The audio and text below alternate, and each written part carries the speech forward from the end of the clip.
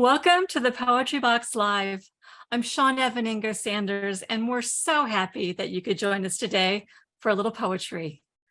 For those of you who may be tuning in for the first time, my husband Robert and I run an independent press here in Portland, Oregon, known as the Poetry Box. And we publish around 30 poetry books per year, plus our annual journal, The Poeming Pigeon. We've been hosting the Poetry Box Live for about 2.5 years now, and we love the way this online forum lets people come together to experience our talented poets, some of whom they may not otherwise have a chance to hear. And it's always been our goal to help our authors reach a broader audience. And for today's event, I'd say we're succeeding in that mission because we had over 140 people sign up from the UK, Finland, and 29 states across the United States. We've got a great show for you today, featuring the winners of the Poetry Box Chapbook Prize for 2022. We have Suzy Harris, who'll be joining us from here in Portland, Oregon. We have Michael Glaser joining us from North Carolina, and Rosalie Sanara Petrouske is joining us from Michigan. So let's get started with our first featured poet.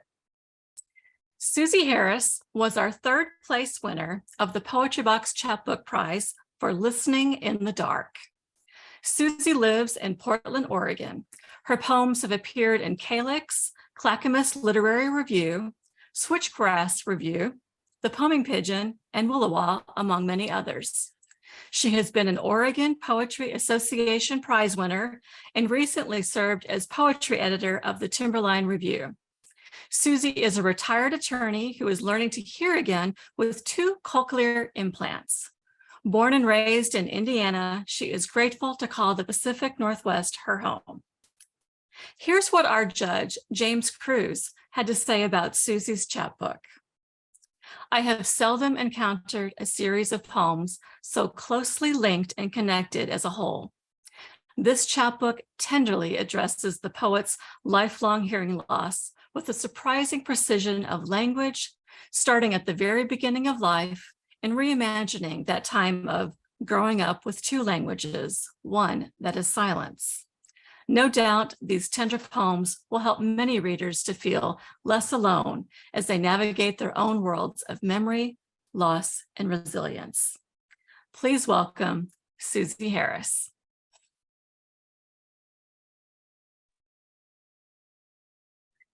Thank you, Shawn, and thank you, Robert, for bringing this book into the world, and James Cruz, the contest judge, for finding merit in these poems. I also want to thank my writing partner, Vivian Popperell, and the other longtime members of my critique group, Dale Champlin, Ann Farley, Chris Damian, and of course, all the poetry teachers and mentors and the poetry community. Especially Claudia Savage, Penelope Schott, Pauline Peterson, and Willa Schneeberg, all who've been wonderful mentors and teachers to me. And of course, I'm just so moved to see all of you here in this virtual space today.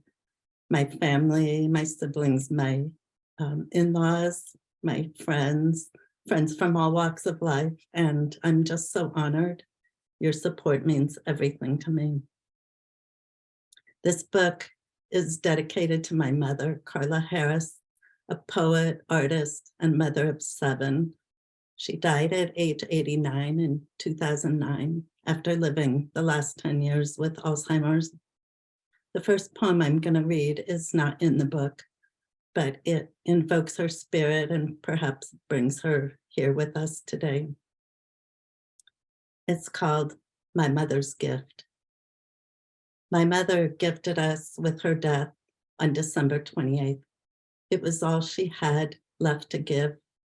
We stood around her bed, hands open to receive this blessing. Her spirit hovered until she was sure her breath had safely traveled into our lungs, her hands holding our own, her voice there inside our own heads. Her heart now, 7 hearts. Enough to go round, enough and no more. That was her way. Now to the book. I'm going to start with the first poem in the book on page 7, which is inspired by the poem Broken Ghazal, Speak Arabic by the Lebanese poet Zinia Hashem Beck. Broken listening. They say people who grow up in 2 languages have stronger memories. But what about those who grow up with 2 languages, one that is silence?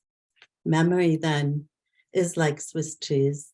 The holes perfectly preserve gaps in memory, a necklace without a pendant, a story with ellipses. I hear in the manner of early telephones, hello, are you there? Crackles and static, a few words, then silence.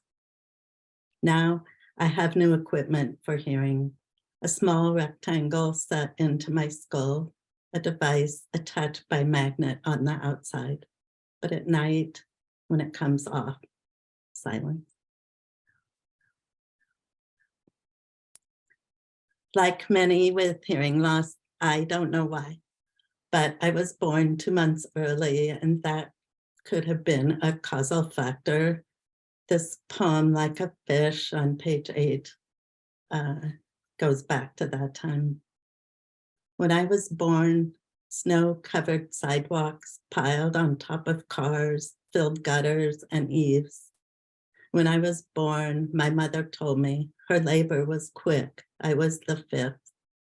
When I was born, my father told me he could hold me in the palm of his hand. When I was born, the world was new. Old wounds held together with filaments of hope. Cars floating on wide wheels with fins like water creatures. And I entered this world like a small fish swimming up for air, clutching at this new life.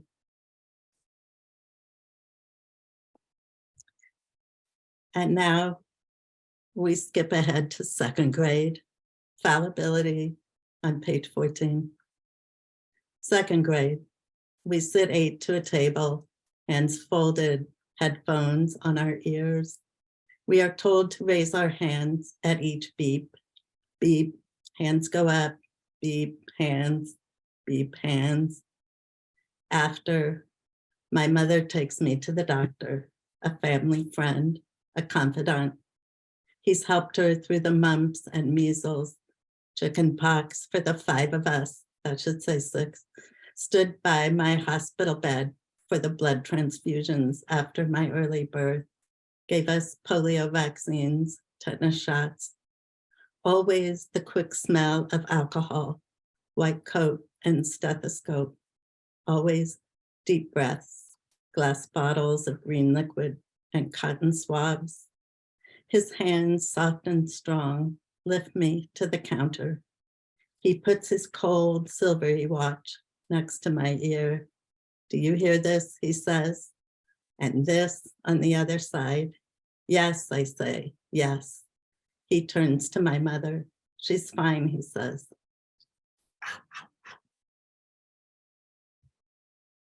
So I was in my early 20s when I learned I had hearing loss. I was a special education teacher then, and it was the school nurse who tested me and sent me for more testing. I was in law school when I first started wearing hearing aids so I could hear the lectures. And this pretty much sums up the next many years of my life. Could you repeat that? Page 16. Could you say that again? You said what? Pardon me? You found what at the store? You put the gift where? Sorry, I missed the first word, the last word, the middle word. Your name is, wait, you said what? Sorry, I missed that. Could you say that again? Okay, those of you who share hearing problems have been in the little booth, and this one should sound very familiar. Say the word, page 17. Say the word baseball. Say the word cowboy. Say the word sidewalk. In this padded booth, the only sound is from these speakers. It could be God talking, and I, the disciple, leaning close to hear every word. Say the word hot dog. Say the word. So soft now, sounds falter and collapse. This is me in silence, waiting for the next holy word.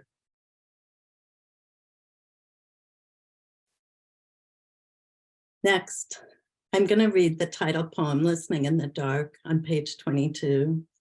For those of you with hearing loss, you know listening in the dark is like driving blind. If you can't see people's faces, you can't hear what they're saying. And this is the last before poem in the book, before cochlear implants. Listening in the dark for Anna and Robert. Camping by Subtle Lake, walking at dusk, slathered in something to fend off mosquitoes. We see a giant metal tub on top of a fire grate. The tub of an old washing machine, he tells us. Chimneys the smoke right up and the light shines through. Later in the dark, we admire the now lit up cylinder, light spilling like thousands of fireflies onto the faces of children circled around. Back at our own fire pit, we add logs to the fire, tell stories in the darkness. This time, I set the lantern where I can see people's faces, and my friends, my dear friends, they lean into the light.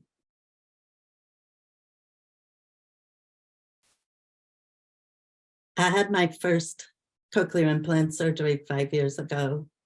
And this next poem, Learning to Hear Again, on page 23, was written in that waiting period between surgery and activation when they actually turn on the sound. It's a very quiet period of time. Learning to hear again. Snow falls straight and true, covering yards and sidewalks. Uh-oh, just a second, sorry.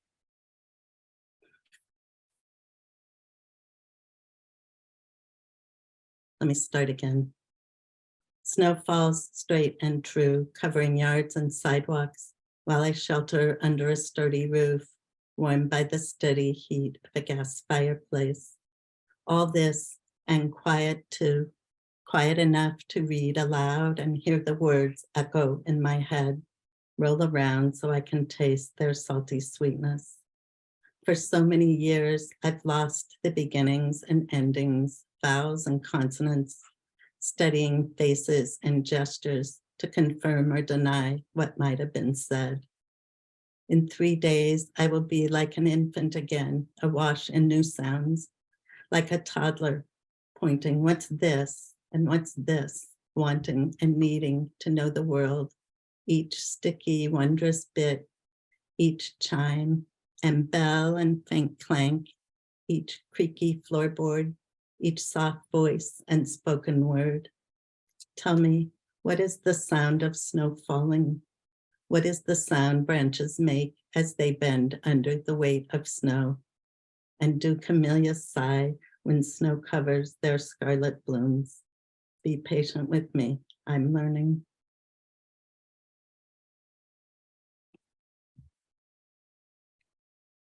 Then about 18 months ago, I had a second implant, and this learning to hear again too is after the second one. This form is called a pantoum, which there's lots of repetition, which makes it fun to write.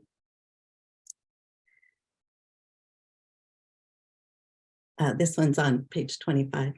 The way sound now echoes inside my head, and all the ticks and taps and dings unheard before. Words ring clear and true, but not quite right. Sounds like everyone is talking from the bottom of a well. All the ticks and taps and dings unheard before. Some say like chipmunks, robots, or Mickey Mouse. For me, it's like everyone is talking from the bottom of a well. Patience and practice, they say. It will get better. For some, it's like chipmunks, robots, or Mickey Mouse. Not normal, no, but still a wonder to hear again. Patience and practice, they say, it will get better. Layers of sound unfolding like an a cappella choir. Not normal, no, but still a wonder to hear again. Words ring clear and true, but not quite right. Soon, layers of sound will unfold like an a cappella choir. Exquisite harmony instead of echoes inside my head. I will say, 18 months later, no more echoes, no more bottom of the well. They were right, it does get better. Last poem is a little short one, Symphony of Powell Butte, page 28. I hear wind dance in tall grasses and the earth's slow rotation. I hear clouds gliding above and unseen birds chittering in trees. I hear ancient rocks reminiscing to each other about when they were part of something bigger.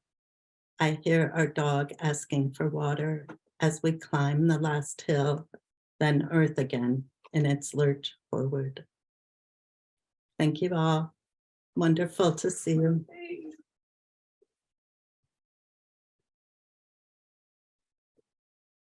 Oh, Suzy, that was so beautiful.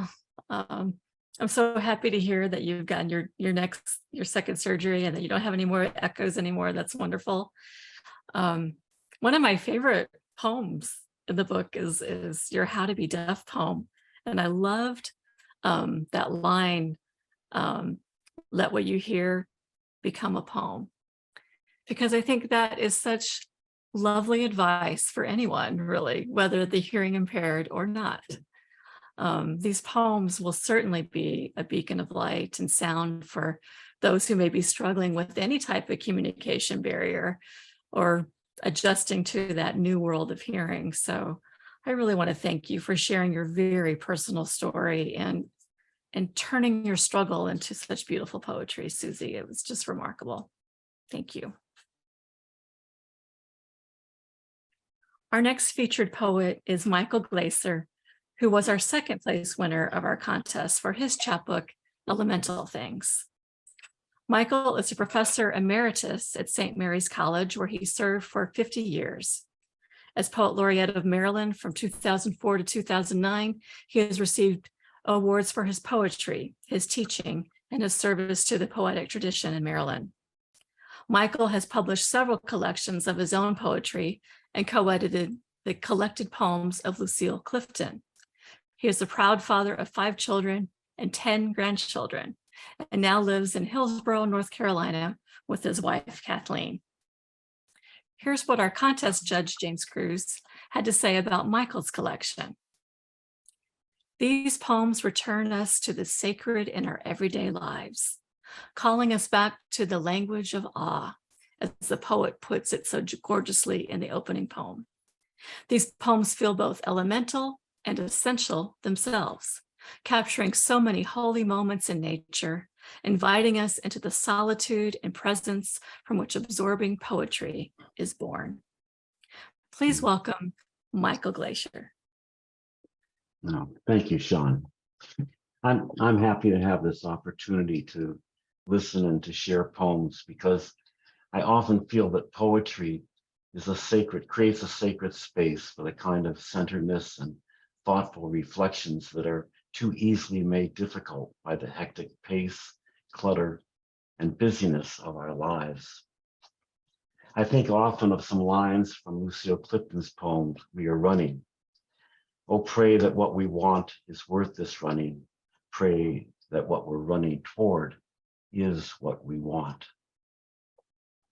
Let me begin with a poem by Rilke, whose poetry, like Lucille's, I always hold close.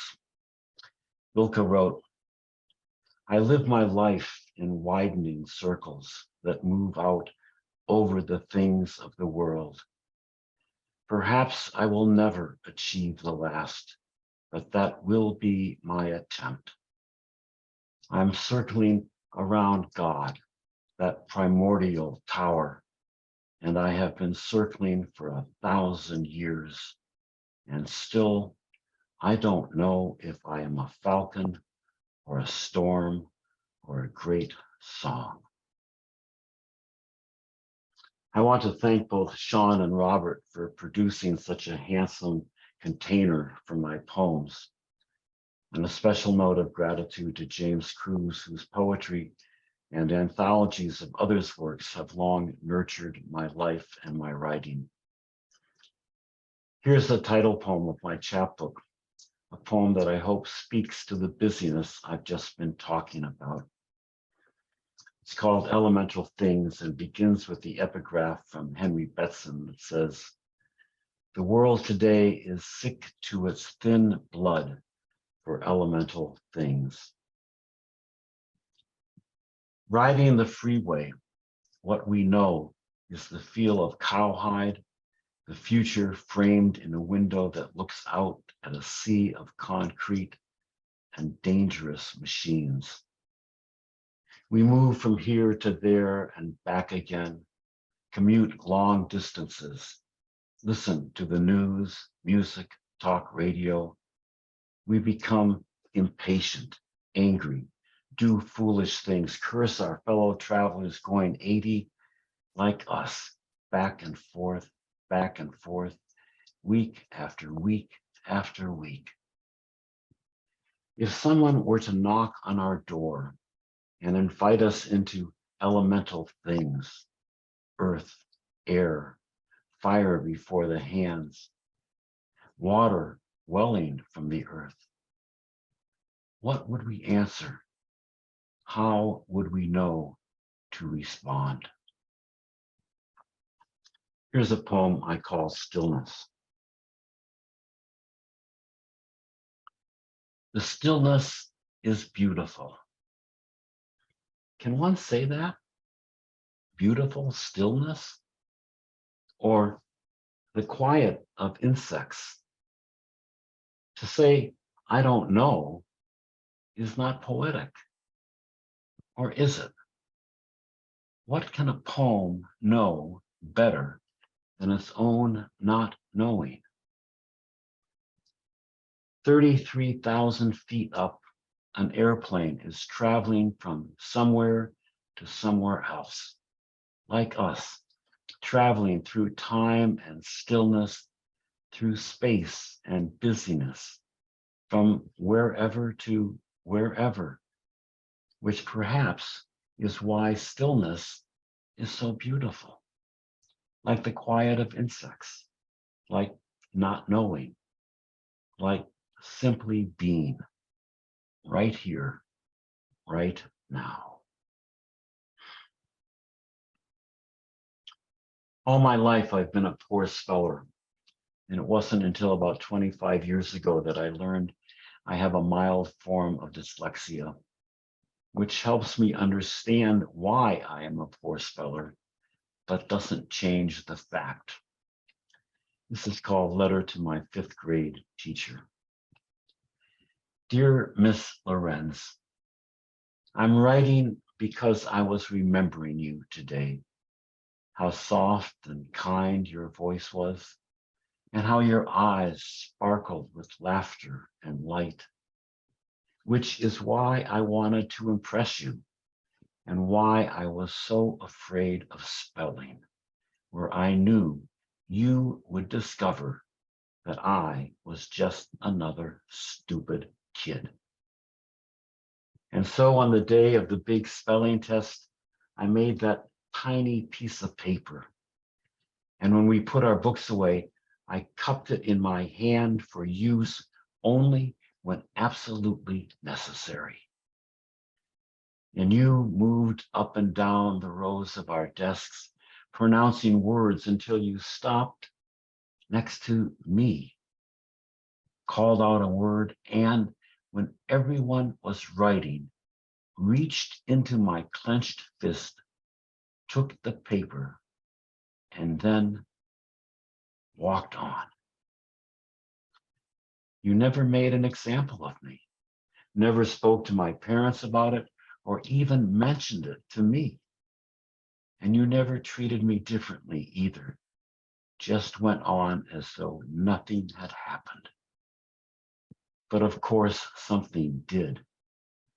I never cheated again, Miss Lorenz. I never stole another candy bar or money from the box on top of my father's dresser or from my mother's purse. And I am writing to thank you for treating me with dignity, even as you caught me red-handed in sin.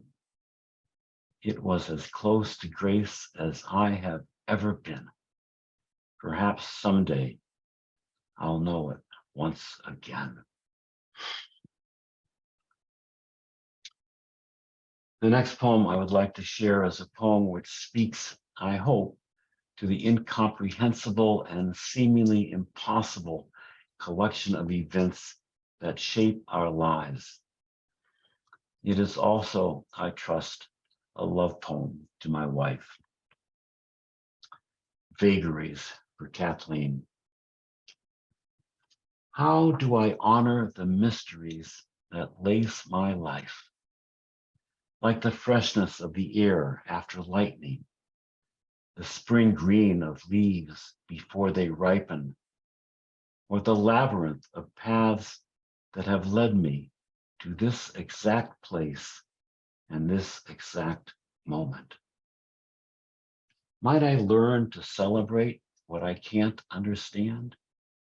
How, for example, the bee turns pollen into honey, how cicadas reemerge after their long sleep, how the Milky Way contains more suns than Earth can imagine, or how all the vagaries of our lives led us one to the other, soft eyes to soft eyes, in a smile that suddenly whispered, yes.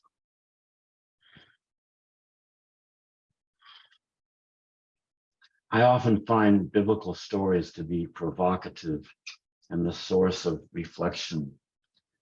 The following is a poem that to me speaks of the healing power of love. And it begins with a verse from Genesis, which is placed well after Abraham had taken his son Isaac up to Mount Moriah to be sacrificed as God had directed him. I call it Rebecca for Katie Coogan Rayleigh. It begins with the quotation from Genesis 25:19, which goes, "This is the story of Isaac, son of Abraham. Isaac was 40 years old, 40 years old when he took to wife Rebekah, the daughter of Bethuel the Aramean."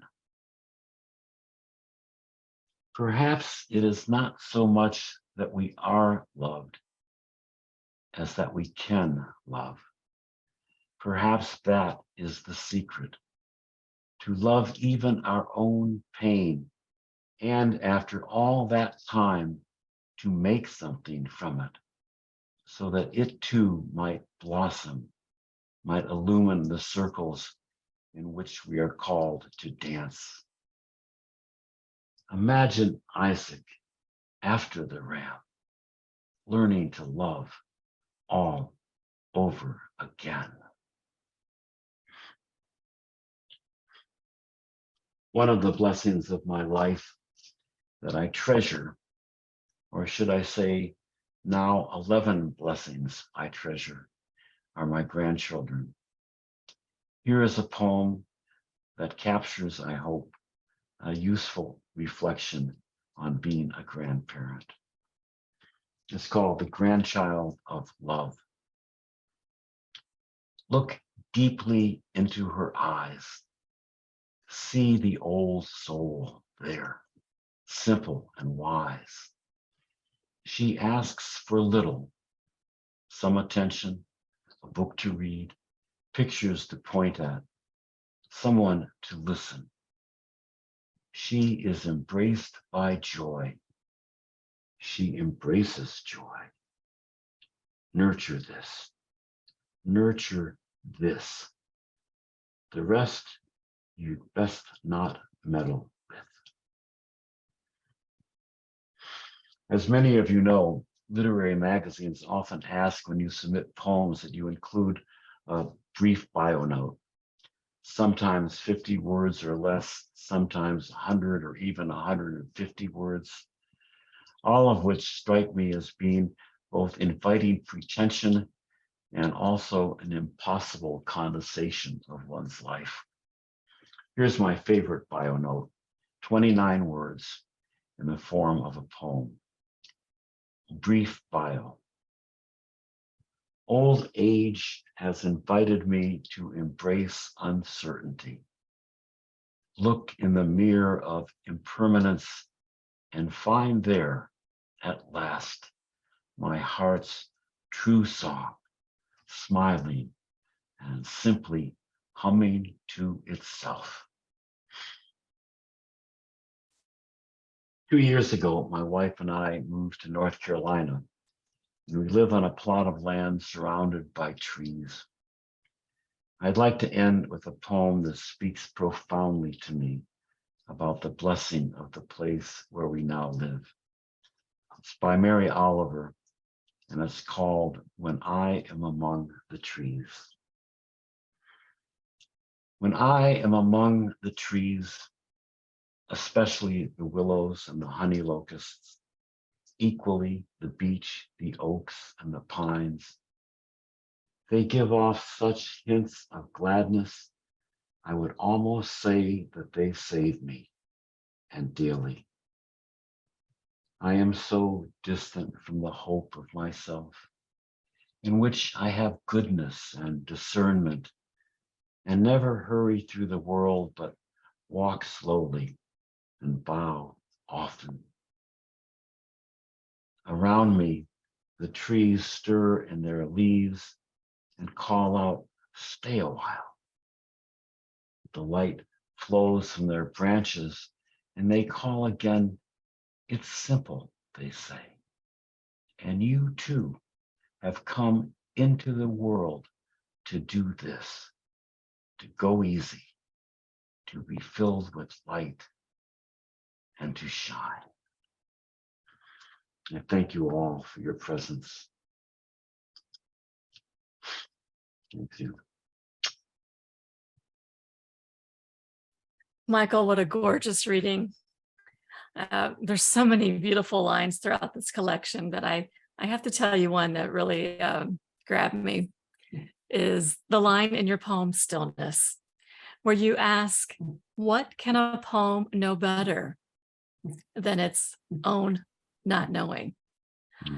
You know, it makes me think of how so many of us write poetry not knowing where that poem is going to lead us, and what a rewarding experience that can be when we write and discover something new about the world or about ourselves.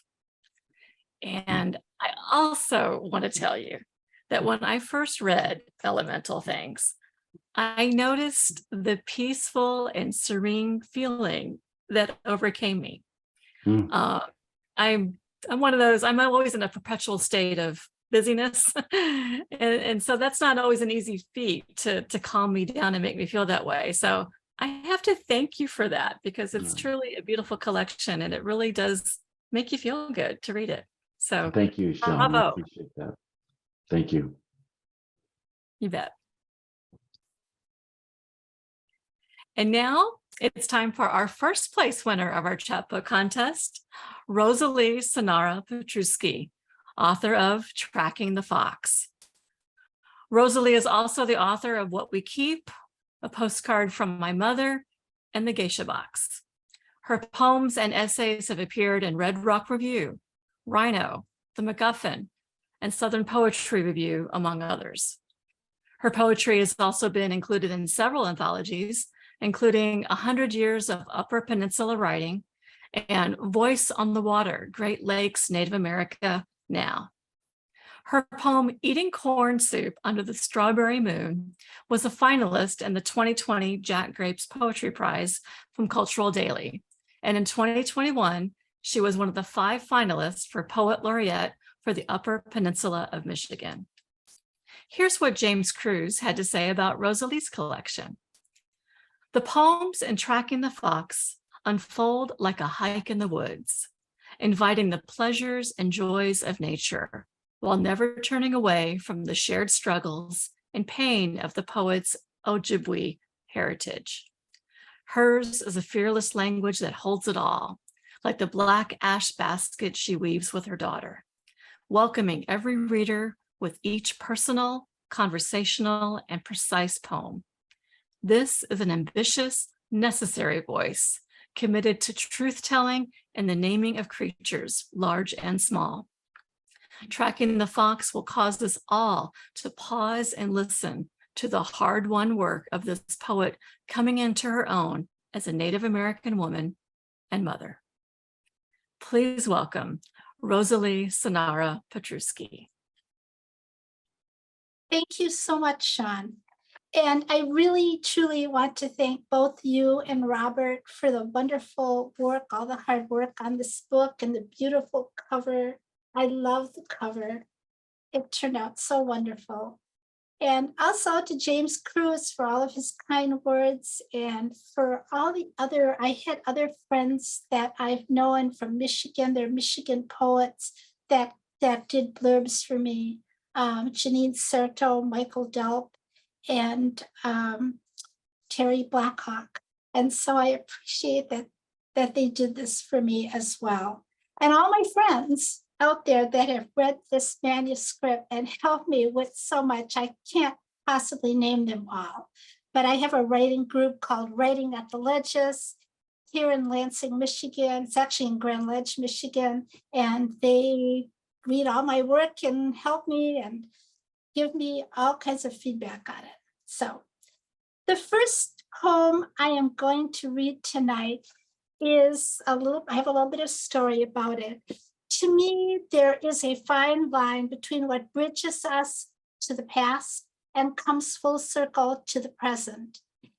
And this poem tells a story of an exploration of my Native heritage and how I found connections to my past when I researched my father's history and found a distant cousin who sent me a photograph of a woman that I did not know. She had passed a long time ago, but I feel that she bridged me to the relatives I lost and never knew, and her name was Mary Amiot. A cousin I have never met sends me the picture of a woman in a white dress, Mary Amiot, with her long black hair, high cheekbones, sharp angled face. Even in faded sepia, her skin looks rich, dark, and smooth. Clothes hang on a line in the background. Something's cooking in a pot. I imagine her poking the flames with a pointed stick, stirring laundry, swirling water around and around with her hands, circles of soap bubbles surrounding a mound of cotton. Undergarments, slips, gowns, becoming as white as the one she wears. She wrings and twists, stirs the clothes until the water ripples out, as if a stone were tossed upon the surface. She is my father's sister, bone of my bone.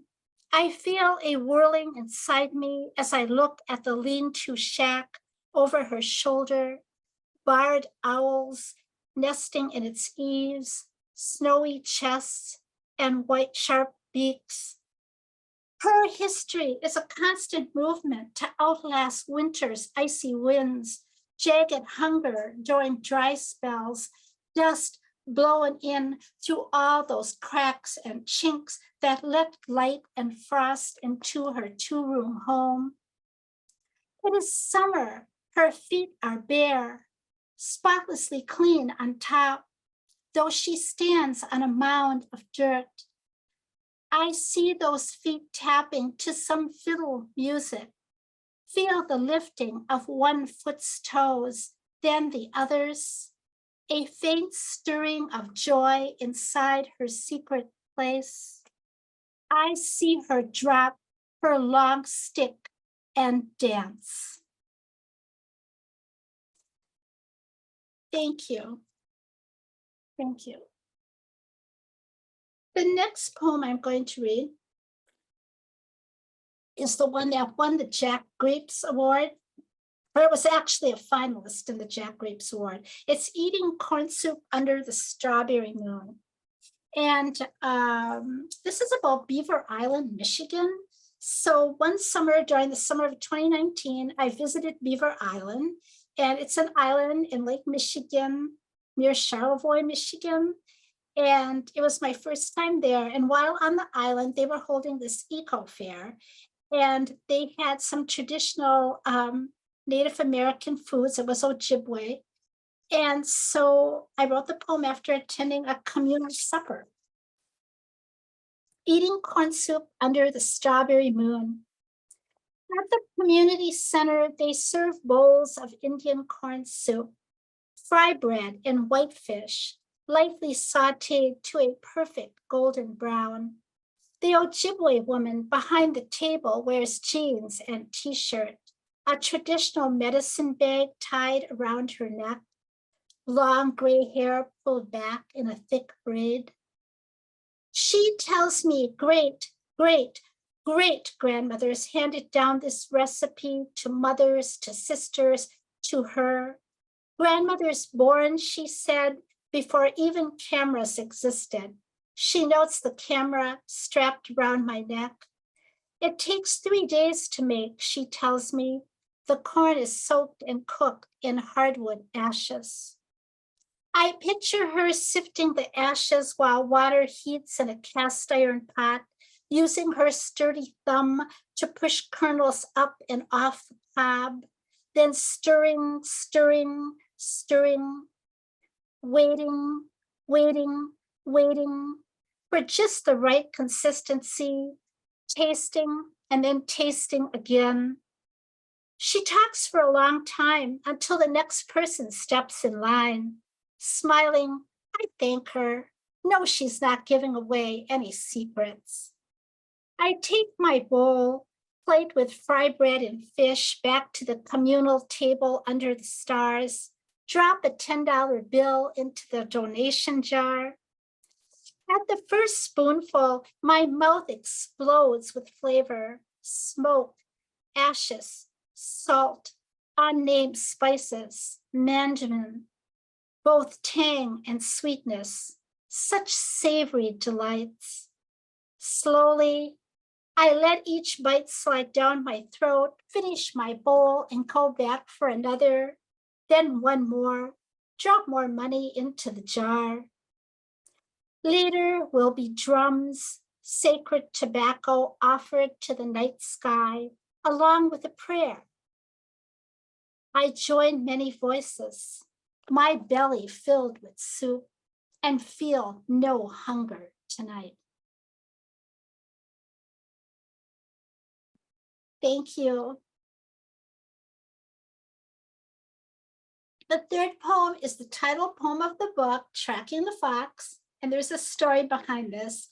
So my grandmother used to have an old pair of wooden, old-fashioned snowshoes, and she used to tell me how my mother used to track animals in the woods. And she told me one time my mother was tracking a wolf. She didn't know it. So I used to borrow those old snowshoes and track animals behind her house in the woods in the wintertime, trying to follow in my mother's footsteps. And instead of tracking a wolf like my mother, I ended up tracking a fox. So this is Tracking the Fox. In the snow, there are no footprints, at least no human ones. The animal tracks belong to the fox who grandmother shoos away when he creeps too close to the chicken coop. His ruddy fur has faded, his body lanky. There is little food this winter for the beasts. My father has found 2 dead deer in the woods, their bones sticking out, partly devoured. Perhaps the fox has been there. He looks healthier now, his sides bloated. I follow him on my snowshoes over one hill, then down another, until I reach the creek, where water still trickles and hisses beneath a cracked sheet of ice. Tree branches graze my face. When I crawl under the spruce heavy with snow, the end of my long braids soon soaked through.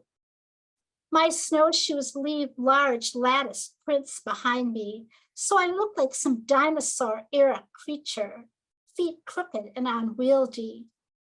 When I look back, I see only white. I could be lost, but I'm not. In a cluster of nearby pines, a blackbird hurls away, causing a small avalanche. He calls out eerily. His loud caws make my heart quake. On the other side of the creek, I see movement against rough bark, a brief slash of red. Fox has burrowed in. His beady dark eyes watch me.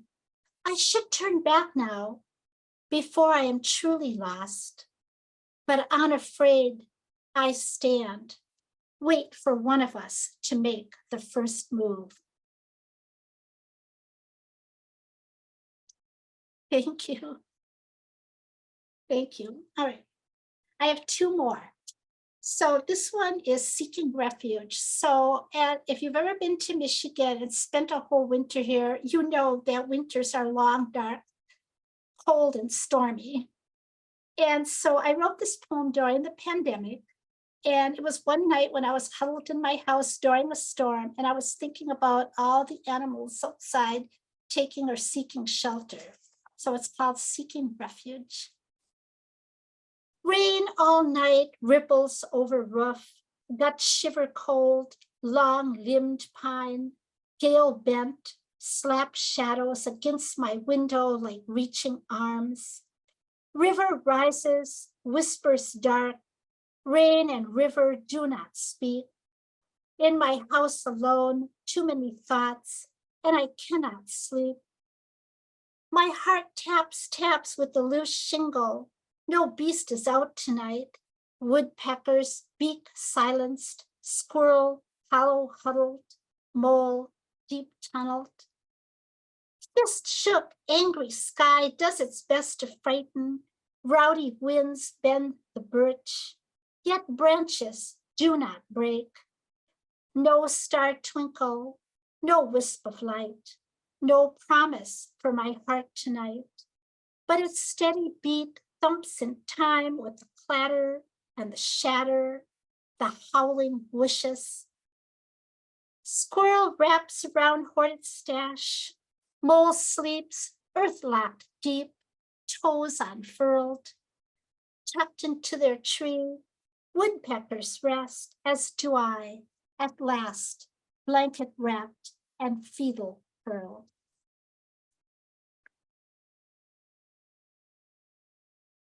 Thank you. And this is my last one.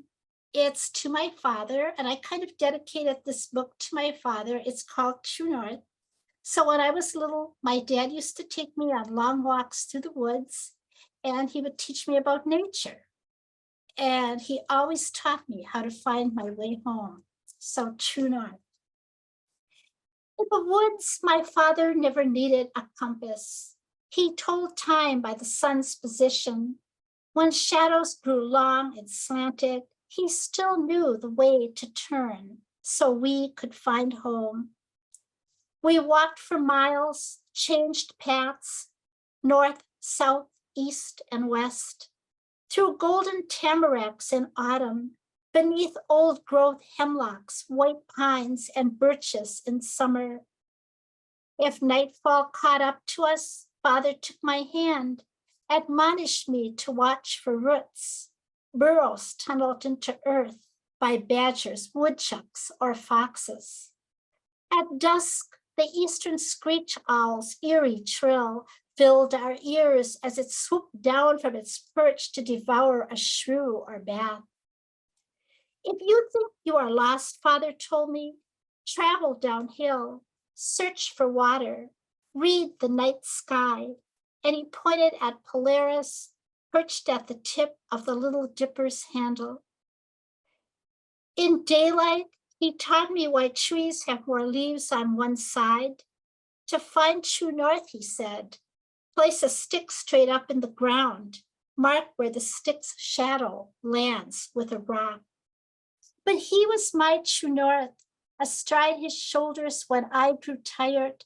I became taller than his 6-foot frame. His hands were the needle of my compass, his voice my straight-edged arrow. Thank you so much.